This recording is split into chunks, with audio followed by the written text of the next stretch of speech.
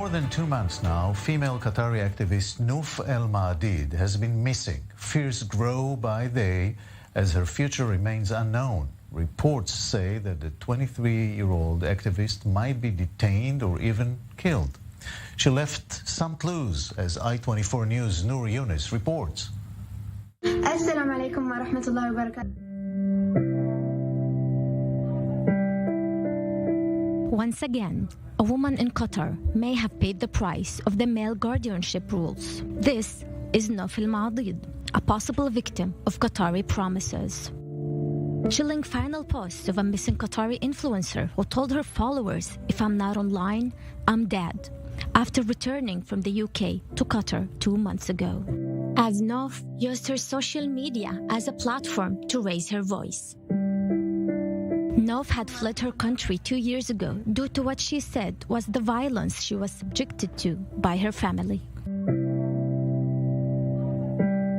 And the failure of the Qatari authorities to provide her protection. To escape her abusive family, Noof took her father's phone and used the government app to process her exit permit. As Qatari government's rules prohibit unmarried women under the age of 25 from traveling abroad without the permission of their male guardian, Noof walked out of her bedroom window to go to the airport. She applied for asylum in the UK, then withdrew it to come back to Qatar in August 21. مو في مكاني وإن أنا أبي أكون في دولتي، لكن طبعا كان في وايد عوايق وايد أفكار وللأمانة وايد مخاطر.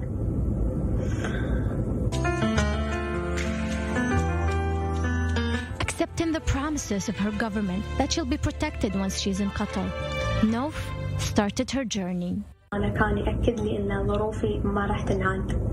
أبداً ما كان في أي شيء، وأنا في بريطانيا آخر لحظاتي في بريطانيا كنت أنا للحين يعني خوفي ضخم.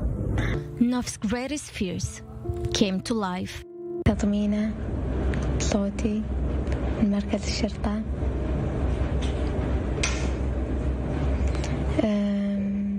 اللي صار طبعاً نفس اللي قلته كتبته كله، إن هناك 3 محاولات إيذاء وخطر اغتيال على حياتي صارت من رجعت الدوحة. ما كان في أي رد من الناس اللي موكلين عليه. Amid growing fears that she will be killed or arrested, a number of human rights organizations have called on the Qatari authorities to provide proof of life. A Qatari official told The Guardian that Al-Maadeed is safe and in good health, but said they were unable to speak publicly due to requests for privacy. Is Noof alive, murdered or kidnapped? With no word from the Qatari officials on her whereabouts, as time goes by, people would fear the worst. With us now is one of Noof's friends.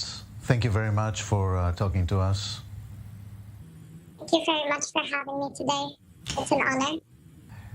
What do you know about Noof's whereabouts at this moment? We know very little. What we know is that she is being held against her will in a psychiatric facility. Other than that, it is mere speculation as to how safe she is, if she is all right, if she is even alive. What do you think about the official comment that was mentioned here before, that she was safe, but they cannot reveal more due to privacy?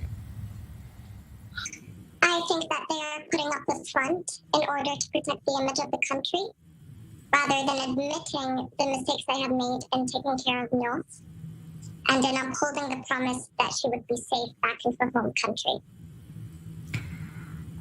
Give us some background, some context. What was her big crime?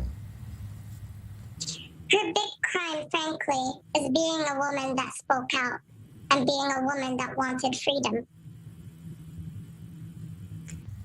And she fled Qatar because of what exactly? She fled because of domestic abuse and the fact that her freedom of movement was strictly controlled by her family and by the law, as the law gives the family the power to detain their daughters in their own homes, to restrict their movements, and to leave them where they are. And she fled to England, where she was safe, right? She was safe. However, she did have threats coming at her from family members, pressuring her to come back. But she came back out of her own will. Why do you think she decided to come back, knowing that she would probably get into trouble? From what I know, Noof was promised safe passage back to her home in Qatar. And I know that she didn't see the UK as her home. Nobody chooses to be a refugee. Nobody chooses to seek asylum. People want to be safe in their homeland. And she was forced by the government, by the family, by their rules to become a refugee. So, of course, when she heard the promises that she would be safe home, she believed that, because at the end of the day, she just wanted to be home. And do you presume that she was detained as soon as she actually landed in Qatar?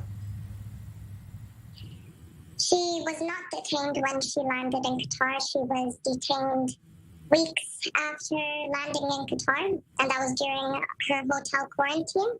On October 13th, that was the last time any of us had heard from her since. Did you seek any international help with this? Sorry, could you repeat the question? Did you seek any international help in trying to find her? Yes, I have. Of course, I'm here with you, pleading for her case. I've tried to plead her case with multiple other organizations. And so far, I'm not getting a response from many people. I feel like that because Qatar is such a small but wealthy country, it's easy to manipulate the media, to manipulate what goes on to the press, to hide things. And it's not as interesting a subject as it would be if it was from the West. What about women in Qatar? Do you get any support, any questions, any awareness? Any awareness of what? Of what's happening with a woman like Noof? So in Qatar, have you ever heard the expression, a bird in a cage sees flying as an illness? And that's exactly what's happening here. People have put on this facade that, us Qatari women are treated like princesses, but actually we can't leave our house. We can't seek reproductive rights. We can't marry whomever we wish. We can't even leave the country up until we're 25. We don't even have, criminalization for marital rape. We don't have criminalization for abuse. We are not treated like princesses. But people choose to not believe it. Well, I thank you very much for these things. You are a brave woman. And we are hoping to hear good news from Noof, obviously. Thank you. Thank you very much for having me.